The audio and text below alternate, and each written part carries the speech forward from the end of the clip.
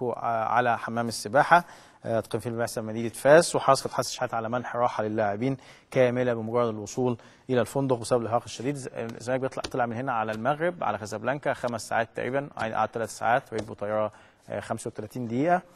فطبعا كان في تعب كبير جدا جدا جدا. دعوة السفير على العشاء مقبولة، يعني كابتن حسن شحاتة والجهاز الفني قبلوا دعوة السفير أبو بكر حفني سفيرنا في المغرب على العشاء احتفالا بالبعثة.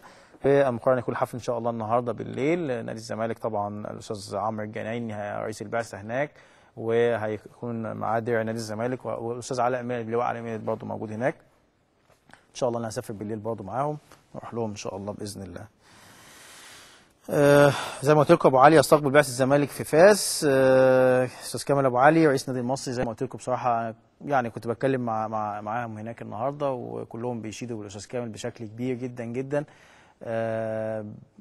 جدع مصري يعني بيستقبل اولاد بلده بشكل كويس جدا، واقف جنب الفرقه بشكل كبير. اي حاجه فيها اي حاجه فيها مشكله بصراحه الراجل بيحاول يحلها مع سياده السفير.